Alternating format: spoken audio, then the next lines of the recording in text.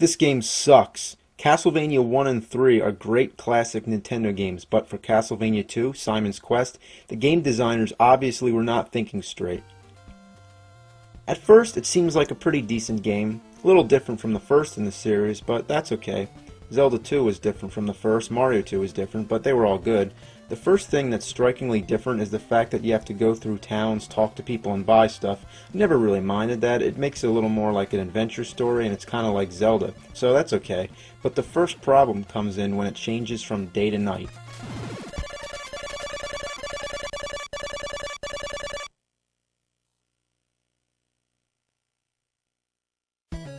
Why does this need to happen so often? Like every 5 minutes? Why does it take so long? Nobody feels like sitting through this every time. How would you like it if you were playing a game and then every 5 minutes I came over and paused it, then counted 10 tedious seconds and then let you continue to play the game?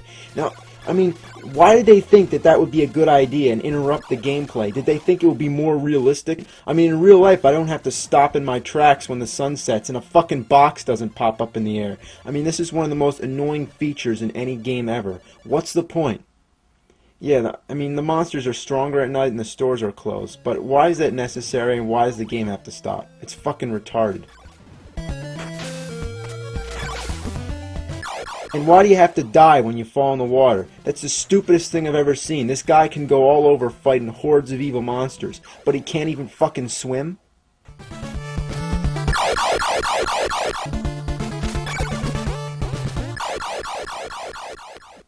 Sometimes I don't feel like going down the stairs just to get down to ground level. I mean, there's no reason I should have to do that when I can just take a shortcut and jump down.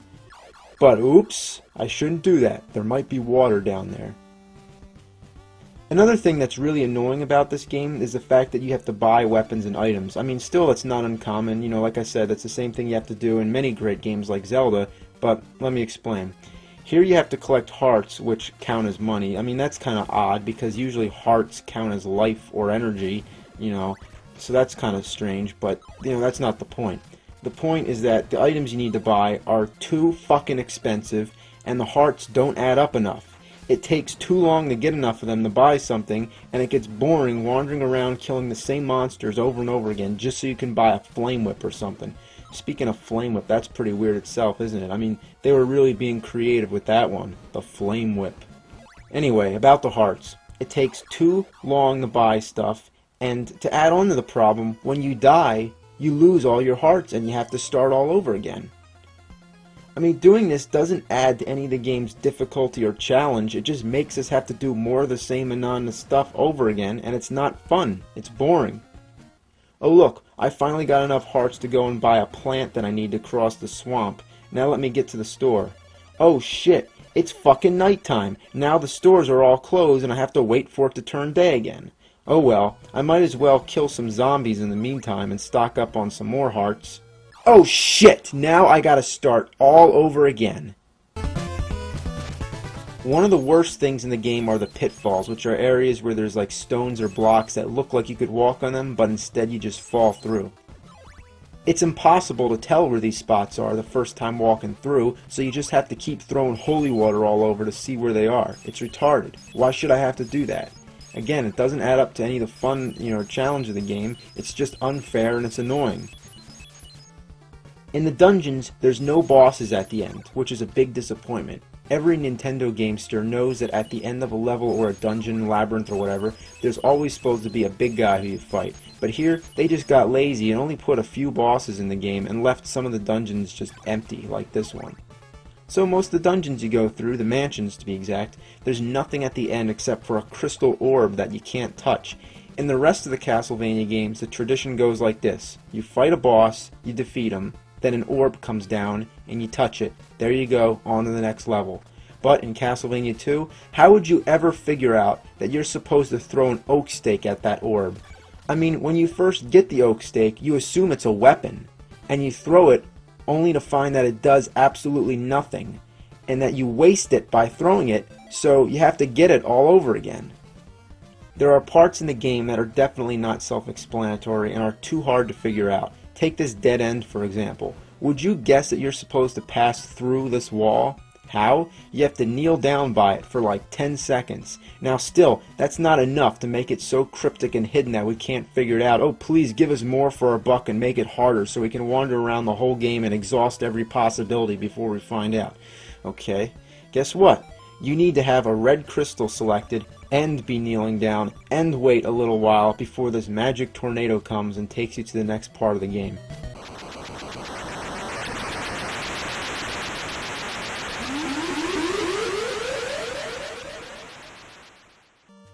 Most of the townspeople have things to say which aren't important at all, so why do you have to read them? Here in the dungeons, there's books that you may find which actually give you clues about things in the game that you may need to know about. But when I find these books half the time, it's by accident, so I may hit the button and cancel it out, which means that I don't even get to read it and I don't have a second chance. Why can't I do that when it changes from day to night? That would actually be helpful. So what the game designers figured is this. It isn't absolutely necessary for me to read about how to find Dracula's castle or what I'm supposed to do with an oak stake, but what I do need to read, again and again constantly, is the morning sun has vanquished the horrible night. How about vanquish this horrible game? The only sure way to get through this awful game is to enter a code, but even that is way more tedious than it should be. While most of the Castlevania games have symbols you enter for a code, this one just has a whole bunch of numbers. I mean, like, one of those little parts would be enough for a password, but why 4? Like, why so many? In general, I hate games that have passwords like this because sometimes they have uppercase and lowercase letters.